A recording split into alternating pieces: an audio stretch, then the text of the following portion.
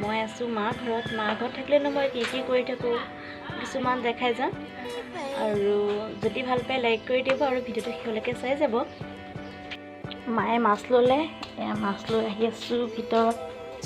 থ'ম কি মাছ নাজানো বাৰু, ৰৌ মাছ চাগে। এয়া বিচনা পাৰি হ'ল, ঘৰ চাফা কৰি হ'ল, এতিয়া ঠাই সাৰিম আৰু কিবা কিবি কাম কৰিম, আপোনালোকক দেখাই যাম আৰু আপোনালোকে চাই যাব।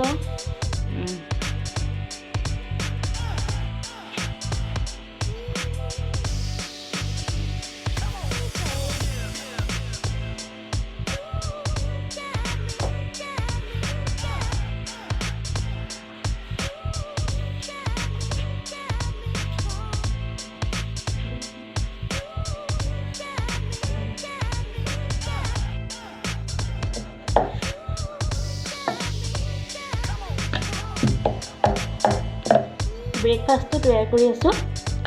আজি ব্ৰেকফাষ্টত ৰুটি আৰু চাহ, বেলেগ একো নাই।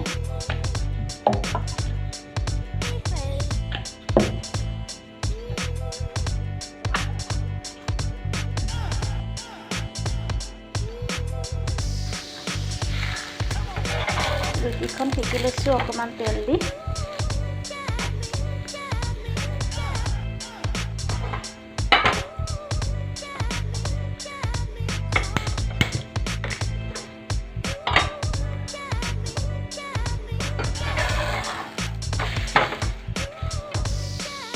সেয়া চাওক, মায়ে মাছ বাচি আছে, খিৰিকী দিয়ে দেখাইছোঁ।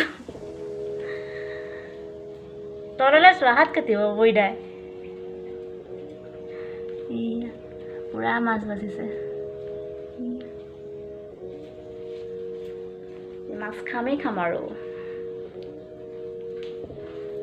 আনফালে মোৰ ৰুটি দেৰিব এতিয়া। ভাগ্যে দেৰা নাই, আকৌ আজি বকনি খালোঁ হয় মাৰ পৰা। তেল দিব পাহৰি গৈছিলোঁ, শুকান ৰুটি মই খাব নোৱাৰোঁ। তেল দিছোঁ আৰু লগতে ফুলি গৈছে।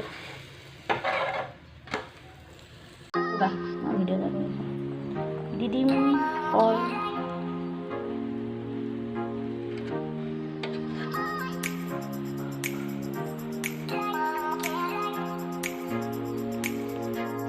শাক চিঙিছোঁ মাছৰ লগত খাবলৈ। এনেকৈ চিঙেনে? পাত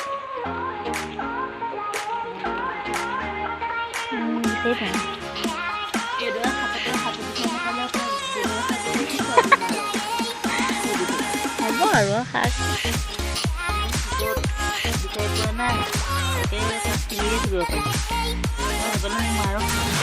এতিয়া মই ঘৰতে বনাবলৈ লৈছোঁ পনীৰ।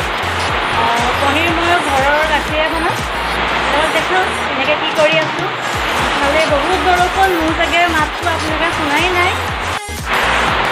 তামাম বৰষুণ দি আছে।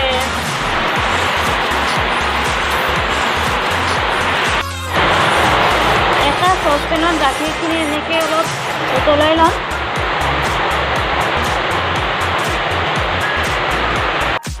গাখীৰখিনি উতলি আহোঁতে মই নেমু দি দিছোঁ।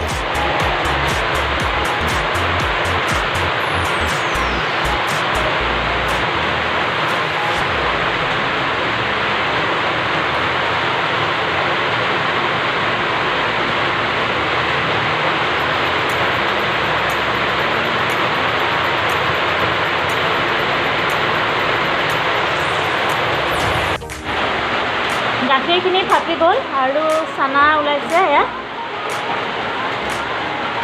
মই এপোৱাতকৈ অকণমান গাখীৰ বেছি লৈছোঁ। পানীৰ পৰা সৰটো বেলেগ হৈ আহিছে। গাখীৰখিনি এনেকৈ এখন চাকনিত কাটি দিছোঁ।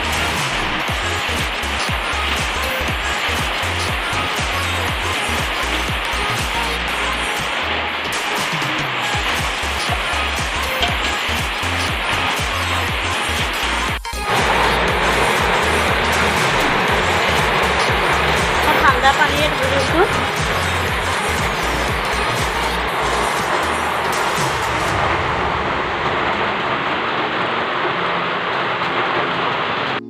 এখন চাফা কাপোৰ মই ধুই লৈছোঁ। ধুই পেলাই গাখীৰখিনি এনেকৈ দি দিলোঁ, সৰখিনি।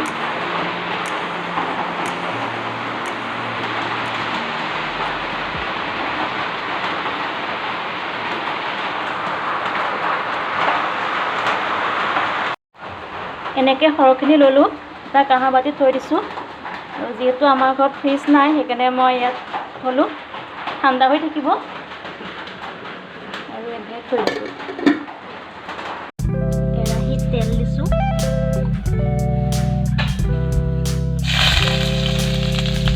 পিঁয়াজ দিছোঁ অলপ, পাঁচফোৰণ কেইটামান দিছোঁ।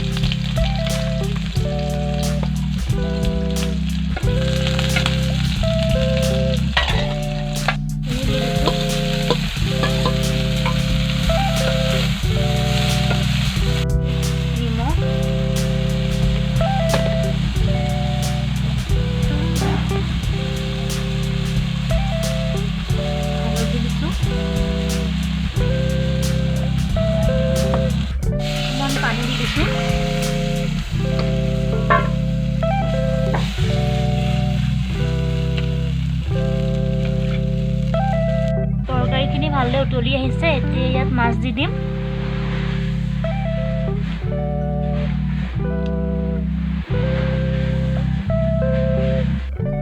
ভাত হৈ গ'ল, ভাত খাওঁ এতিয়া। মাছৰ তৰকাৰী, টেঙা শাক হয়, আপোনালোকেও বনাই খাব। নামটো মধুসোলেং। টেষ্টি হৈছে, মায়ে বনাইছে যিহেতু। মায়ে পূৰা খাইছে মাছৰ কাঁইট বাচি বাচি। আজি ভাত সাজ খাইছোঁ শাকৰ তৰকাৰী, ভেন্দি সিজোৱা আৰু মাছৰ পেটু ভাত দি ভাজিছে, দালি, ইমানেই আৰু। ভাতটা খাই লওঁ তেনেহ'লে। কাবুলী বুট কেইটামান মই ৰাতিপুৱাই তিয়াই ৰাখিছিলোঁ আৰু এটা আলু সৰু সৰুকৈ কাটি লৈছোঁ। এইখিনি এটা কুকাৰত দি দিম। ৰাতিপুৱাই মই ৰাখিছিলোঁ পনীৰ বনাবৰ কাৰণে এনেকৈ ফটাকানিত ফাটা গাখীৰখিনি। এতিয়া এইখিনিত পনীৰ বনাবৰ কাৰণে উপযুক্ত হৈ গৈছে। যাৰ যাৰ ঘৰত ফ্ৰিজ নাই এনেকৈ থ'ব পাৰে তলত পানী দি পেলাই। আমাৰ ঘৰত ফ্ৰিজ নাই যিহেতু মই এনেকৈ থৈছোঁ। চাওকচোন, একদম 10 টকাতে পনীৰ সহজতে বনাই খাব পাৰে। যিহেতু লকডাউন চলি আছে, কিনি আনিবলৈ অকণ অসুবিধাও হয়। যিকোনো সময়ত খাবলৈ মন গ'লে মই কাটি দেখাম আপোনালোকক। দেখিছেনে ইমান ধুনীয়া হৈছে।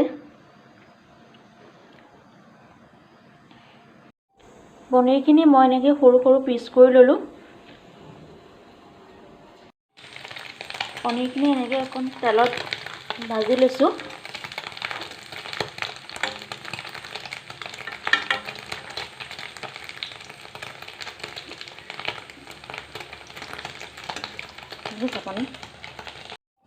মোৰ কাবুলী বুট আৰু পনীৰ আঞ্জাখন হৈ গ'ল। মই কেনেকৈ ৰান্ধিলোঁ আপোনালোকক দেখুওৱা নহ'ল, যিহেতু মই আগৰ ভিডিঅ'বোৰত দেখাইছোঁ পনীৰ মই কেনেকৈ ৰান্ধোঁ। খাই বৰ ভাল লাগিছে, যিহেতু ঘৰতে তৈয়াৰ কৰা পনীৰ। মই আগৰবোৰ দিছিলোঁ যদিও সেইখিনি পনীৰ মই ঘৰত বনোৱা নহয়, সেয়া মই কিনি আনিছিলোঁ। এইখিনি পনীৰ মই নিজে ঘৰৰ গাখীৰে বনোৱা আৰু বহুত টেষ্টি হৈছে খাবলৈ। আজি ৰাতিৰ ভাত সাজত বৰ বিশেষ একো নাৰান্ধিলোঁ। দিনৰে যিহেতু মাছৰ তৰকাৰী আৰু দালি আছিলেই আৰু পনীৰ বনালোঁ দেখিছে সেয়া, আৰু বৰ বিশেষ নাই সেয়াই। আজিৰ ভিডিঅ'টো পাকঘৰৰ পৰাই সামৰণি মাৰিছোঁ। যদি ভাল পালে লাইক কৰি দিব আৰু কমেণ্টত মোক জনাবলৈ নাপাহৰিব। ভিডিঅ'টো চোৱাৰ বাবে বহুত বহুত ধন্যবাদ। পুনৰ এটা ভিডিঅ'ৰ সৈতে লগ পাম। আজিলৈ বাই বাই।